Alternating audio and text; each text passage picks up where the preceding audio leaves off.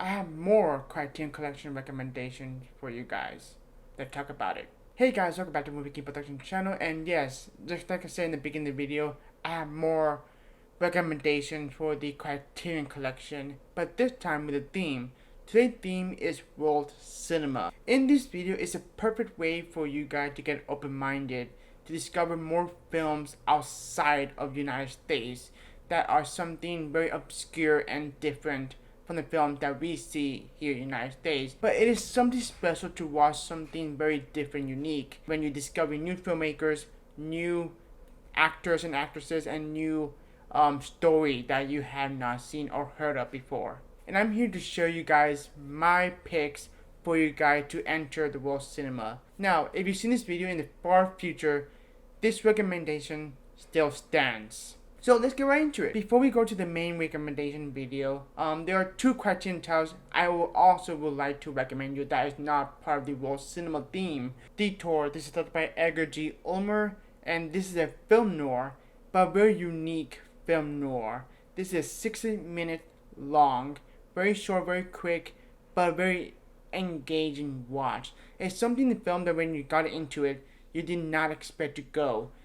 I remember watching this film for the first time. I did not expect to go to that route. I thought, for the title set, Detour, I thought this a road trip kind of movie, by the title, but I did not expect to be a film noir, but more than a film noir. It deals with characters that they had to figure out what to do, basically. And I do not want to go into more detail with this particular film, because it is a big surprise when I first saw this movie for the very first time in 2020, I believe, and it just floored me. Not only is it quick, easy to get through and get to the point as well, but it's a very entertaining film nonetheless, and it's worth watching. And this is Spy 966, The Night of the Hunter, directed by Charles Laughton, the only film that is directed by Charles Laughton. He only made one film, that is The Night of the Hunter, and starring Robert Mitchum. What a fantastic film. Not only this is one of my favorite films of all time, it's in my top 20, top 15, up there, but this is a very unsettling, creepy, thrilling, yet very engaging, captivating, compelling film that just pulls you through, that pulls me into the screen. That, wow, where is this going to go? Where the character going to go? How it's going to end? The way Charles Laughton directed this film is just perfection. He understands character, yet composition as well, making you feel unsettled, but at the same time pulls you through while watching the movie. This is just an incredible film that I wish Charles Laughton directed another film. He only directed one because this was a flop, and he never directed another film ever again. He just kept acting after this film. And we got like a what if scenario is, what if this film was a big box office success and he would have a massive filmography under his belt. Not only he's a fantastic actor, Charles Laughton, but you can tell he's a great director with a great eye and a great vision. He loves storytelling, and this is one of the most unique storytelling, and it's very creepy. And this is a perfect film to watch in the month of October because of the unsettling themes going on, the vibe, the environment, the character of Robert Mitchum. Don't even start with Robert Mitchum. He is fantastic in this film. He only had one goal and one goal only, and I will not tell you what that goal is in the film. It's just a fantastic film that it's just an essential. Like, you need this in your collection. Without this film, your Criterion collection is not complete. And this is Spine 541. Now we can get into world cinema recommendations. First up on the list is Amores Perros, directed by Alejandro González Iñárritu. If you're a fan of The Revenant, Birdman, I highly suggest picking up and watching Amores Perros. Now, this is the type of film that you have to be in the mood watching this movie. It's 2 hours and 40 minutes long, but it's a very compelling yet heartbreaking film that involves with 3 different types of story colliding into one, coinciding into one event that they all have experienced. but they're all different characters that have different perspective in their life and the harshness that they live through in the world of Mexico. Now, I have been to Mexico multiple times. My family is in Mexico, and it is harsh, and it is unsafe as well.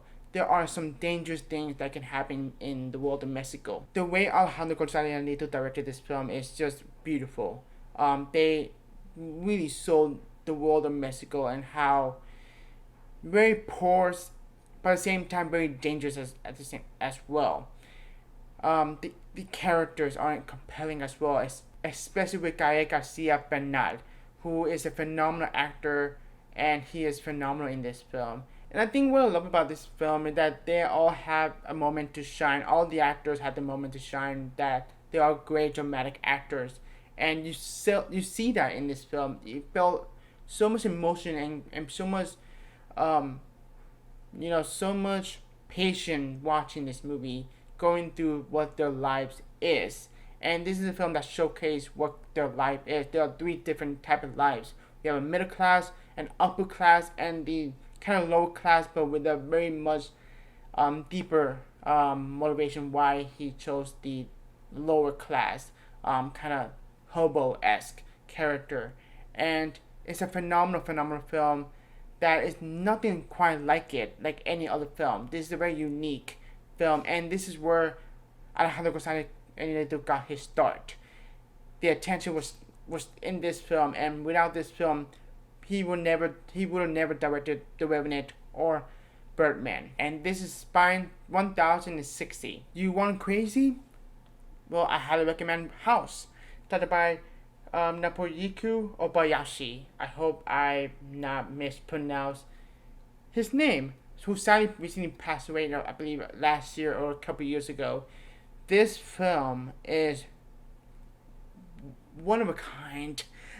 This is a bombastic, crazy, over the top, insane Japanese horror film.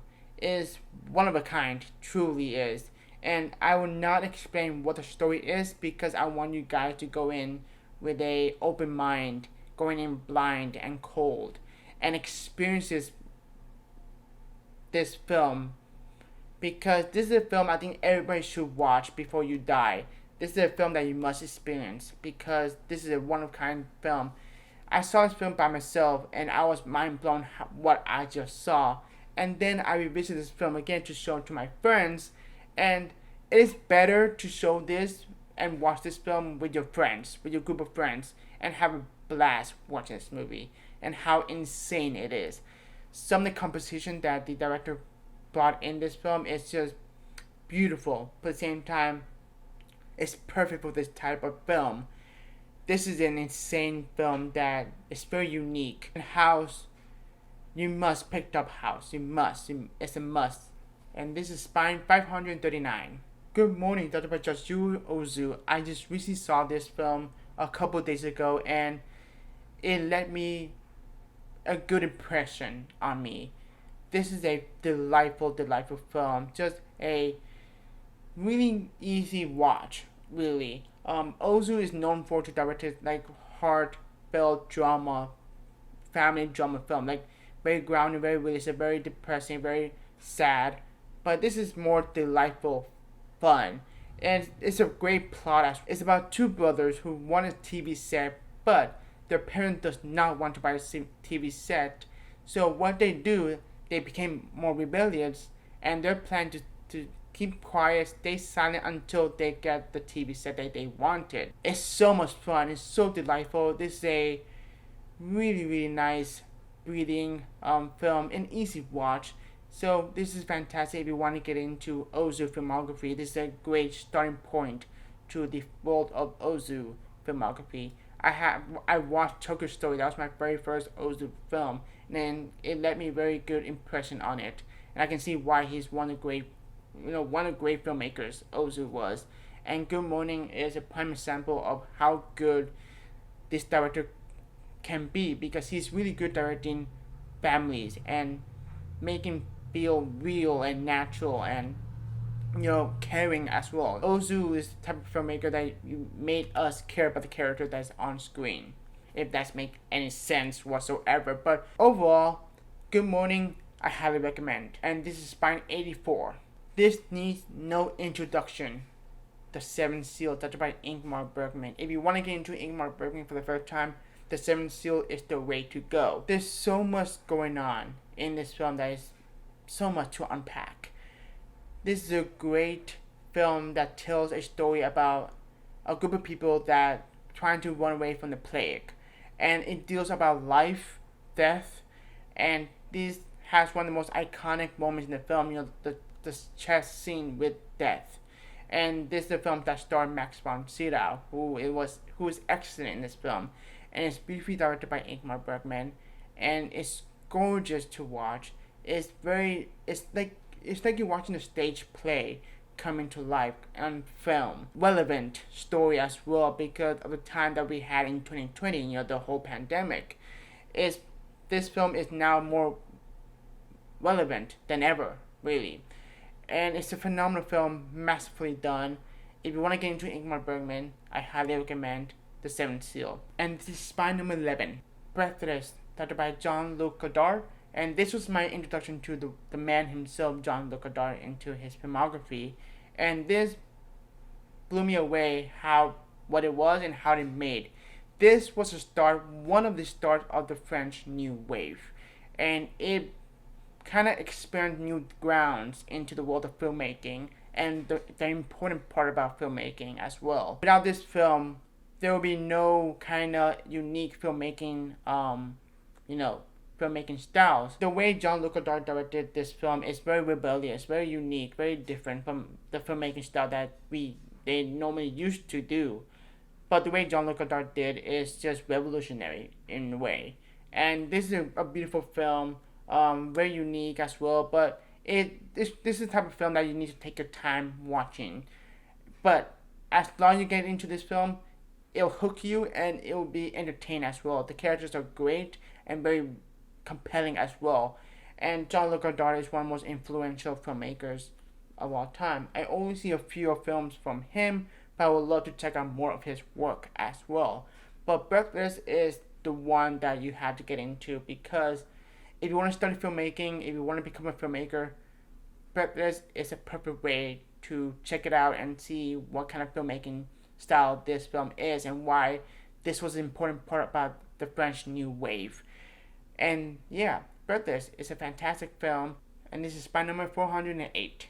We got Mexico, Japan, France, and Swedish. What's next? Ivan Childhood, directed by Andrei Tarkovsky. This is the most accessible Tarkovsky film by far. Most of his films from his filmography are heavy hitters. Those are films that you have to take your time watching, like for example Stalker and Solaris.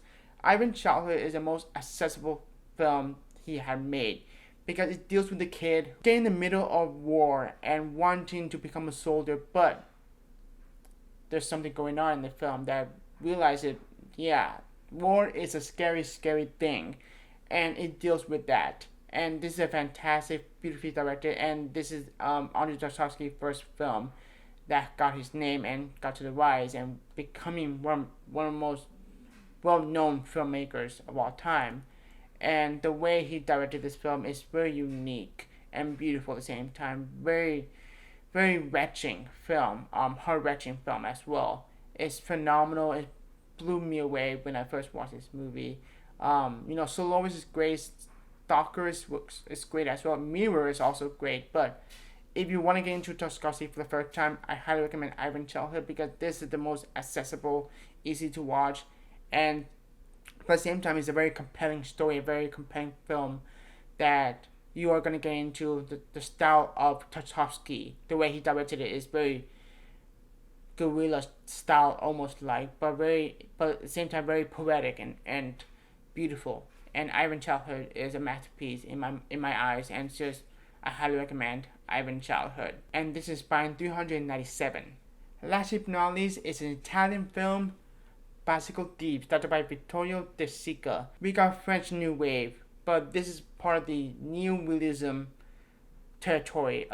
Something about this film is just brilliant, but at the same time heartbreaking, beautiful, and sad.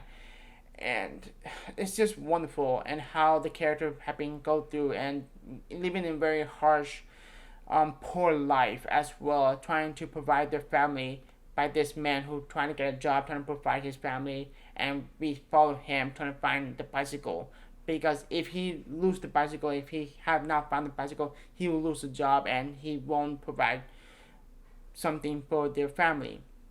It's just, this film just floored me when I first watched it during the pandemic time. I watched this film because it was part of the assignment from one of my film classes. The professor wanted us to watch a new releasing film, and that film was Bicycle Thieves. And we had to write an essay, and after I finished watching this movie, I wrote an essay like passionately. And after months when the flash sale going on, I ordered this immediately because I need this in my collection. And I have seen other Vittorio De Sica film that is on both of the. Also, Miracle in Milan is coming out Blu-ray release, and that is also directed by Vittorio De Sica. This film left me speechless after finishing watching this movie. This is a must-watch if you want to get into world cinema. Bicycle Thieves. And this is Spine 374. There you have it, guys. These are my picks and my recommendations. I hope this video helps for you to get into the world cinema. Yes, there are so many titles I would love to share and show you guys, but these are my favorites that is worth watching for you guys, that is more accessible as well. I don't want to give you like Stalker or Soloist or Army of Shadows or Harakiri. Those are the heavy hitters.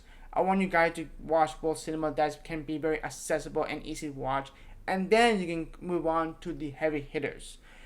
These are great films. If you've seen this video like in the future, much later on, my recommendations still stand to this day because these are fantastic films that I adore. So yes, I hope you enjoyed this video. Follow me on Twitter, Instagram, and Letterboxd.